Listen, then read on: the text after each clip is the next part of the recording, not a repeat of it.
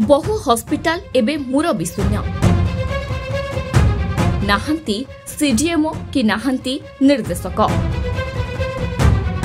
Hospital रे पुनरावृत्ति हेलाणी विश्वविद्यालय स्थिति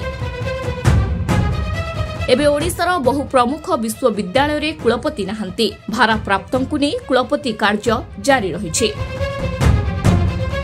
ठीक सेही घटनार पुनरावृत्ति हॉस्पिटल मानकरे हेलाणी। गोटिए पटे सरकार डाक्तर अभाव समस्या समाधान रे लागी पड़िथिबा बेले अन्य पटे केतेक सरकारी हॉस्पिटल मुरबी शून्य होई गलाणी। स्थिति एमिति जे एबे 7टी जिल्ला रे स्थायी जिला मुख्य चिकित्सा अधिकारी नाहंती। एहा सह 4टी निर्देशक पदवी मध्य खाली पड़िछि। सबुठी कामचला पदवी रे स्वास्थ्य विभाग चलिछि। राज्य सरकार स्वास्थ्य क्षेत्र को बेस गुरुत्व देउथिबा कहउछन्ती।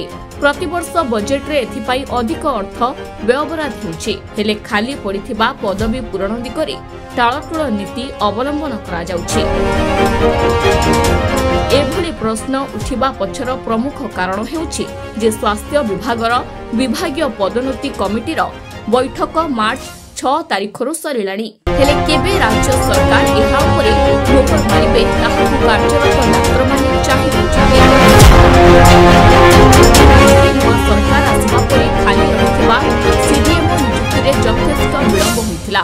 एहाकु नै विभिन्न महलरु राज्य सरकारको तीव्र समालोचनार शिकार हेबाकु पड़िथिला। तेणु परवर्ती समयरे एथिरे सुधार आसिबो बोली आशा कराଯାଇथिला। मात्र समालोचनार कौनसी प्रभाव सरकारको उपरे पड़ु नथिबा अभियोग हेलाଣି।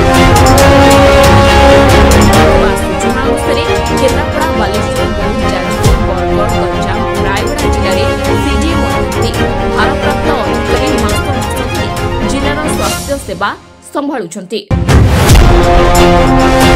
स्वास्थ्य निर्देशालय निर्देशक पदवी खाली रही। स्वास्थ्य सेवा निर्देशक विभागीय स्वतंत्र सचिव भाव पदोन्नति पाइबा परे एही पदवी खाली रही। नर्सिंग निर्देशक कैपिटल हॉस्पिटल निर्देशक और आउ गोटे स्वतंत्र सचिव पद खाली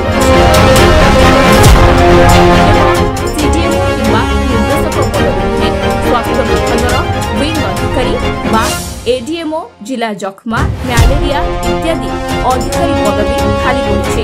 एथिरे 374 मंजूरी प्राप्त पदवी थिबा बेले तहिरु 280 पदवी खाली पड़े। प्राय 75% खाली पदवी रे तृणमूल स्तर रे स्वास्थ्य विभाग परिचालित होछि।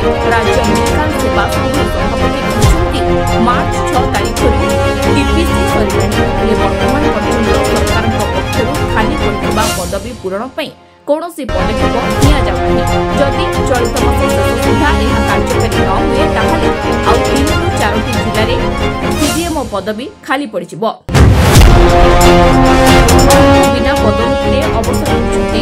मेडिकल कॉलेज रे ठीक समय रे पदोन्नति दिया जाउथिबा बेले तृणमूल स्तर रे स्वास्थ्य सेवा पहुंचाउथिबा डाक्टर क्षेत्र रे अवहेला करा जाउथिबा अभियोग से करिसन्ति।